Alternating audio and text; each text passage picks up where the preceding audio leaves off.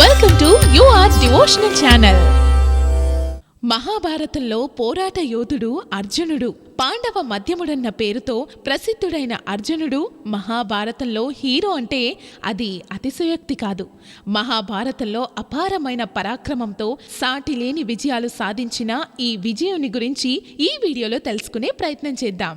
కోరిన వారితో సంతానం పొందగలిగే వరమున్న కుంతీదేవికి ఇంద్రుని అనుగ్రహంతో జన్మించిన పుత్రుడు అర్జునుడు. పాండవులలో మూడవవాడు కాబట్టి పాండవ మధ్యముడని పేరొందాడు. ఎన్నో పేర్లు. అర్జునునికి 12 పేర్లున్నాయి. అవి పార్థుడు, జిష్ణు, కిరీటి, విజయుడు, కపిధ్వజుడు, సవ్యసాచి, బీభత్సుడు, ఫాల్గుణుడు, ధనంజయుడు, గాంధీవి, శ్వేతవాహనుడు, గూఢకేశుడు. భయంకరమైన ఉరుములు పిడుగులతో వర్షం పడుతుంటే ఈ 12 పేర్లు తలుచుకుంటే భయం తగ్గి ప్రశాంతత కలుగుతుందని విశ్వాసం. విద్యాభ్యాసం. అర్జునుడు ఇంద్రుని అంశ కాబట్టి అతనికి గొప్ప శౌర్యం, బలమైన ఇంద్రియ విగ్రహం, అసామాన్య ధనుర్విద్య సామర్థ్యాలు లభించాయి. అందుకే గురువు ద్రోణాచార్యుడు అర్జున్ని ప్రత్యేక శిక్షుడిగా గౌరవించాడు. ఎలాంటి విద్యనైనా సునాయాసంగా నేర్చుకోగల సమర్థత అర్జునుని సొంతం.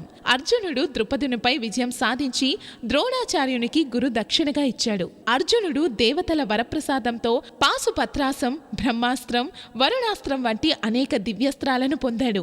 ఇంద్రలోకానికి వెళ్లి ఉత్తమమైన ఆయుధాలను పొందాడు. ద్రౌపది స్వయంవరంలో కృష్ణుని సలహాతో అర్జునుడు తన అద్భుత ధనుర్విద్యతో లక్ష్యాన్ని ఛేదించి ద్రౌపదిని వరించాడు. అనంతరం కృష్ణుని చెల్లెలు సుభద్రను కూడా పరిణయమాడాడు. మణిపుర రాజకుమార్తె చిత్రాంగదను వివాహం చేసుకున్నాడు. ఊలూపి అనే నాగకన్యను కూడా వివాహం చేసుకున్నాడు.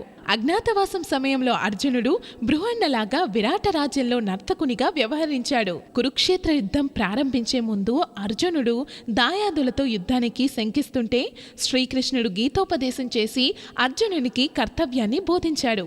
అన్యాయం జరుగుతున్నప్పుడు చేతులు ముడుచుకొని కూర్చోకూడదని కృష్ణుడు చెప్పిన మీదట అర్జునుడు కురుక్షేత్ర యుద్ధంలో కౌరవులను మట్టుపెట్టాడు.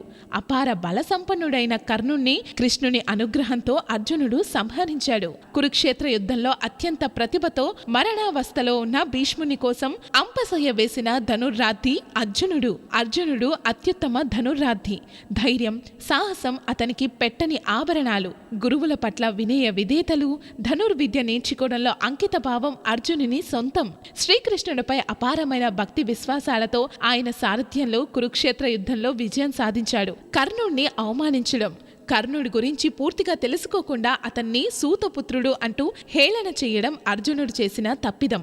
చక్రవ్యూహం గురించి అభిమన్యుడికి పూర్తిగా బోధించలేక అతని మరణానికి కారణం కావడం అర్జునుడిని పొరపాటు. చివరిగా మహాభారత గాథలో అగ్రగామిగా నిలిచిన అర్జునుడు ఓ మహాధనుర్రాద్ధి మాత్రమే కాదు, ధర్మానికి, నిష్కర్మ సిద్ధాంతానికి ప్రతీక. తన జీవితంలో అనేక పరీక్షలను ఎదుర్కొన్నప్పటికీ ధర్మానికి నిబద్ధంగా ఉండి కురుక్షేత్ర యుద్ధంలో అత్యంత ప్రధాన పాత్ర పోషించాడు.